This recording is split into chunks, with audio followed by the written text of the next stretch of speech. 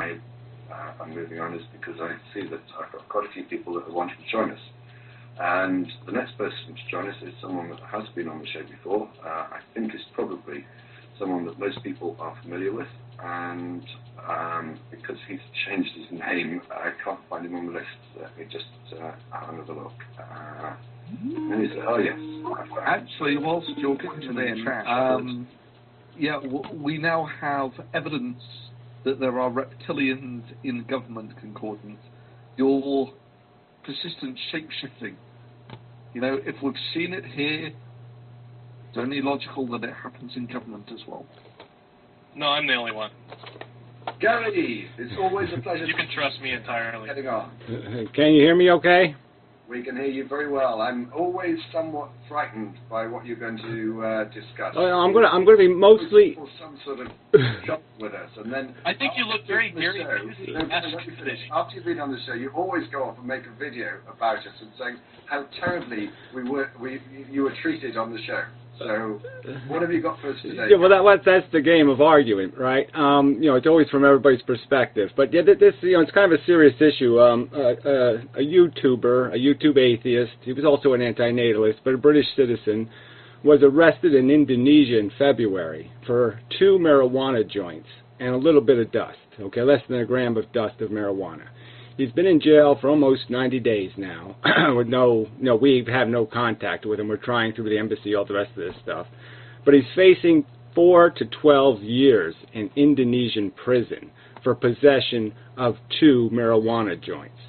I think it's discriminatory prosecution. I think it's discriminatory enforcement of the law. I've never heard of somebody for facing Indonesian prison for possession of marijuana. Okay, trafficking, yes. Possession, I don't know of any cases of British or American citizens being incarcerated in some of the worst prisons in the world. I'll give you an example that occurred only this week.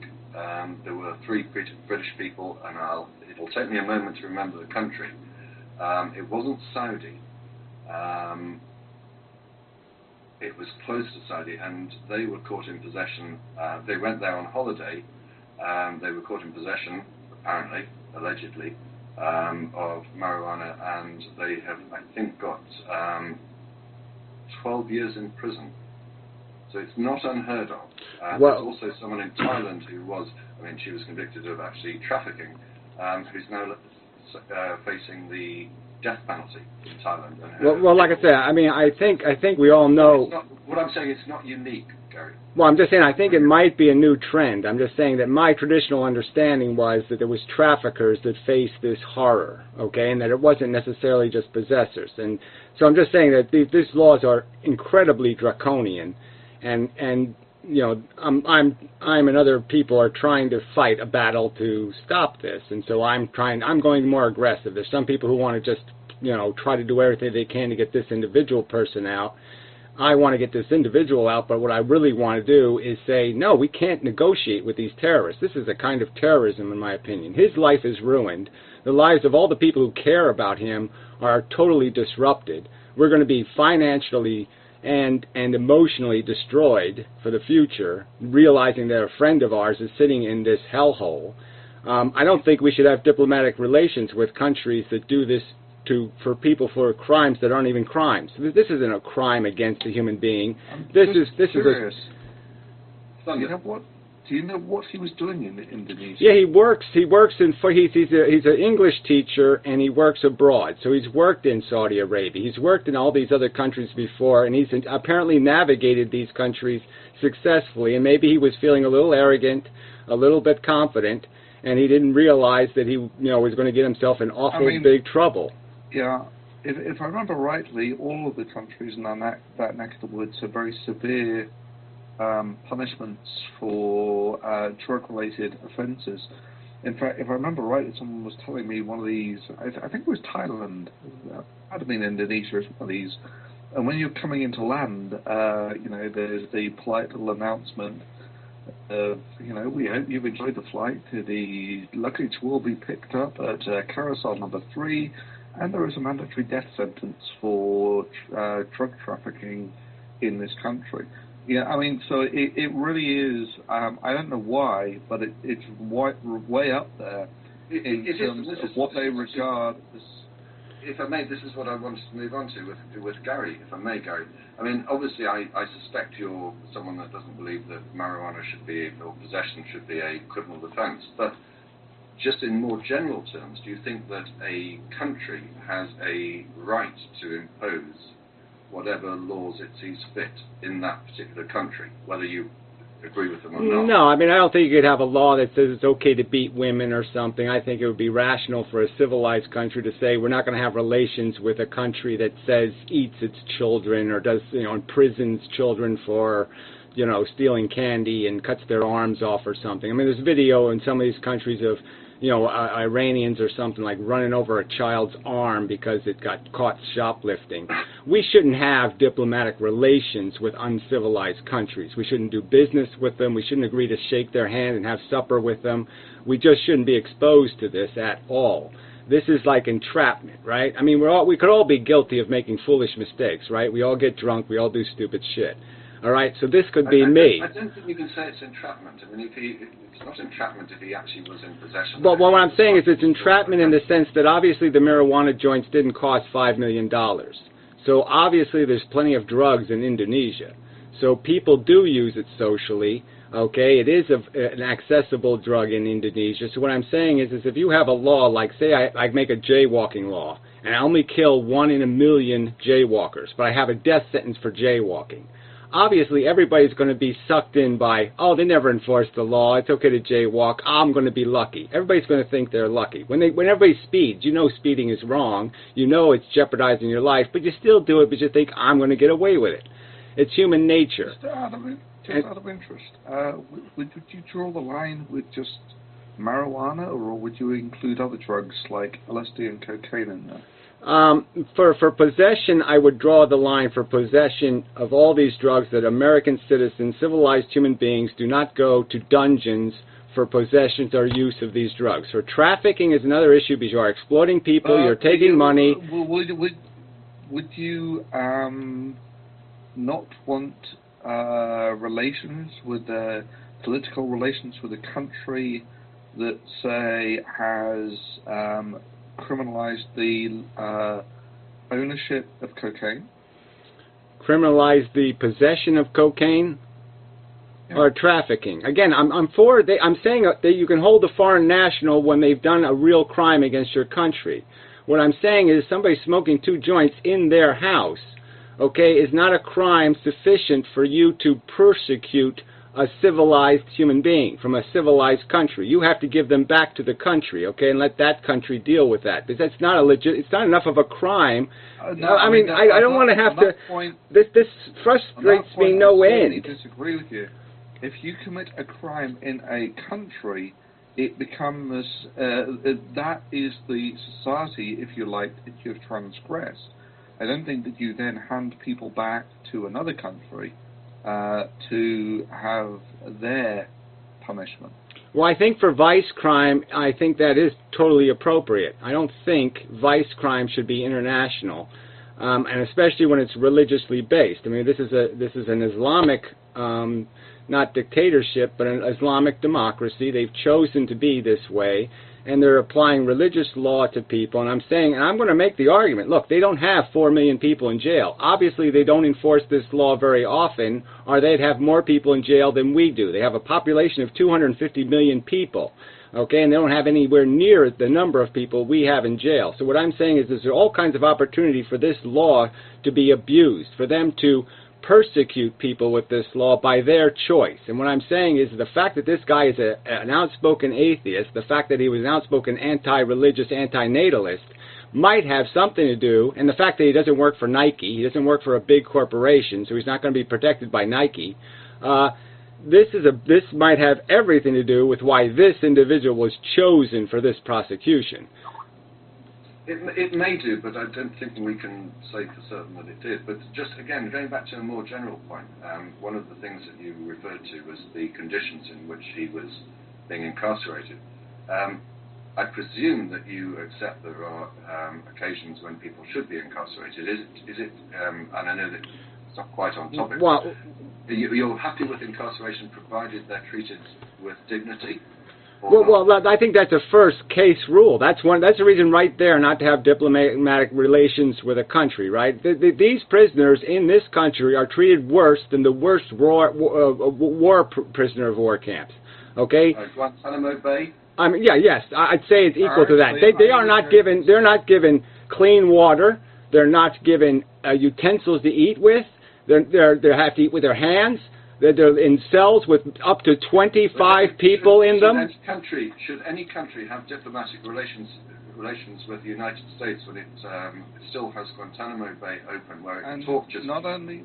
I'm not going to defend wrong with wrong. Okay, the fact that the United States government has been an asshole and bailed out of the Geneva Conventions and played this game of creating non-citizens, I think is equally wrong. I think we should be bombed for it or droned for it. All right, whatever penalty you want to impose on us for it, I think it's absolutely wrong. And I think a country who's civilized should say we won't have diplomatic relations with you if you're going to treat people like that. But I'll also make the argument to you that I'm quite confident that everybody we have in prison is treated well, and in most cases they belong there. Okay, this guy is in a dungeon, the worst prisons in the world, for 2 marijuana joints. I'm saying that's not acceptable. There's no way you can contrive this person into enough of a criminal. Gary, at least he was charged and convicted by a court process. Well, he hasn't been convicted yet, and he hasn't been properly charged. I'm going to go to concordance next, though, Gary, and then we'll come back to you. Concordance. So, Gary, strictly pragmatic. If you really do want to affect a change, and I think this is something you could absolutely do here, but it's not going to be on the international level, is I think your friend, looking back, would almost certainly not have ever gone to Indonesia knowing that this is the kind of treatment that they give to people. Maybe it is a matter of spreading the word to people who are English tutors. I mean, raise awareness, absolutely, and have it be a voluntary thing. Look, we're not coming to Indonesia. We're not going to teach your people English, and that's going to put you at a disadvantage in the world. That's how change happens. I don't see any reason why. Well, I think you have to have. I think you have to apply a whip or a carrot to change behavior, and Indonesia will not change its behavior unless we reward them for changing it or we punish them for not changing it. So I'm just saying that that's exactly what Concordance is saying here, is apply a financial pressure by actually suggesting that people don't go to Indonesia. Well, I know, but that's like suggesting people don't go to Walmart. Okay, it's a cheap vacation destination. They think they're going to be safe. That's what I'm saying, that this is sort of entrapment. This is sort of a circumstance where you lull people into a certain sense of they're in control and they're not in control. And in any minute, they're going to be completely out of control, and they're going to be as bewildered as anybody, saying, why did I not realize this? Everybody told me these people were crazy, and now I find out they really are. I think you can understand this, though, Gary. Just, again, strictly pragmatically. You will be tilting at windmills if you try to go the State Department route. I think directly going to people who are planning on taking jobs in Indonesia, it would not be hard to find these people. Well, I'm going to go, for me personally, no, I don't understand it, okay? I don't understand doing nothing. So me personally, I'm not voting for any candidate ever again who doesn't want to take this civilization thing seriously and say, yes, we're going to use our power. We're the biggest guy on the block. We can reform these countries. We don't have to accept the way they are. We don't have to accept being judged by religious lunatics. Okay, and I don't think we should be doing business with them. I don't think we should reward them for this insidious and insane behavior. Gary, didn't you just say that America deserved to be bombed with drone strikes to improve it or something? Yes, I just did. That's right, exactly. We should be taught a lesson. We should have learned from 9/11 that violence doesn't work, that we should find better solutions, and instead, like retards, we went on a revenge war. We went on a revenge war. Yeah, well, I'm saying that the only way you're going to... you can't change behavior without a carrot or a stick. I'm not going to say that 7,000 times. I'm just going to say that's the logic here. You either reward Indonesia for being more civilized, or you punish them for being uncivilized. But if you do nothing, nothing changes, and I think that is disgusting. I think just thinking about this man in this horrible prison. Like I said, if you knew this individual, Derived Energy was his YouTube screen name. He's the most decent of decent human beings, and he's in the worst, absolute worst place you can be in, and being probably treated horribly, and I find that unacceptable. What I'm saying is people can control their own behavior, and one of those things is that they cannot go to Indonesia. Right. So people don't make mistakes. So again, people don't make mistakes. You know what, Gary? You're not going to be happy unless you are in a position where you can be angry and wrong. It's like the only thing that makes you happy in the world. Whatever. Yeah, whatever. Right. So that civilizes the world. Give it to the Islamics. Give the world to Islam. You're just saying to me, no, Islam is right. Give Islam, let's endorse their laws and endorse their behavior and say it's all okay, and we as the most powerful, most civilized nation on earth, or at least pretending to be, we'll say it's okay. We'll tell them what to do, what laws they have that we allow. We will encourage them to become civilized. We will encourage them not to burn witches. They're burning witches. They're not doing anything other than burning witches, and I think we should tell them burning witches is stupid. Okay? Your God doesn't want you to do this. Mohammed would not want you. What would Mohammed say? Mohammed wouldn't say, torture them, torture him, torture him. Mohammed wouldn't say that. Gary, we've gone a little bit off topic. Actually, can I just put a... Witches. Let's keep... Let me just put a point in here. It would maybe make more sense if you cleaned your own backyard before worrying about other people. That is, it would make more sense if you actually worry about the plank in your own eye before the splinter in your neighbour's.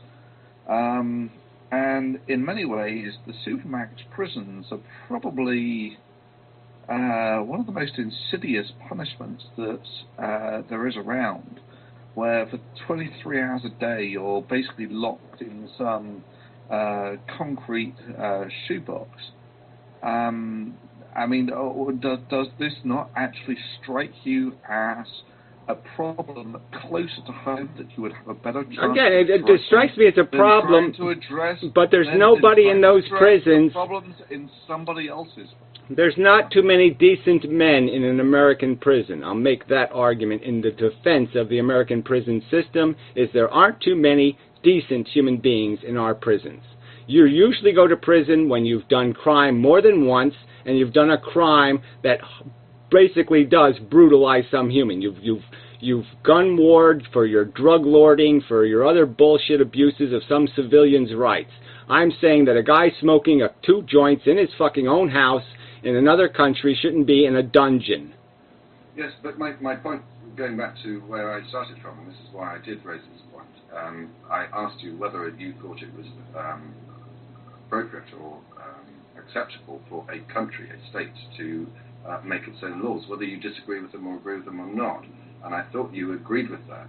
Now, no, I didn't agree with that. I said I don't think they should be able to kill their kids or beat their wives, and I don't think they should be able to put people in dungeons for smoking marijuana. I don't think they should be allowed to do that. Using that term, and this is why, again, I asked you the next question, which I did, which was whether you think that incarceration is acceptable if the conditions in which they are held are not draconian.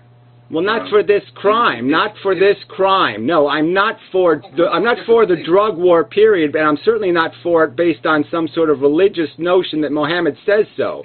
Okay, then I'm really against any drug war. Mohammed that's saying so. It's a law. It is in Indonesia. It is in Indonesia. I'm afraid not. I'm afraid they consider it offense against God. Okay, that's what they consider it. Yes. All right, Gary. I know that you'll make a video saying that you were treated incredibly badly. I'll give you the... No, I was treated fine. I just think all of your opinions were disgusting. I think you're disgusting human beings, okay? I think you're debaucherous, disgusting bastards for justifying and defending a man being in goddamn dungeon prison for smoking a joint. I think you're disgusting human beings. Disgusting human beings. Okay, you don't need to make a video, Gary. Revolting, disgusting, putrid, disgusting, horrid.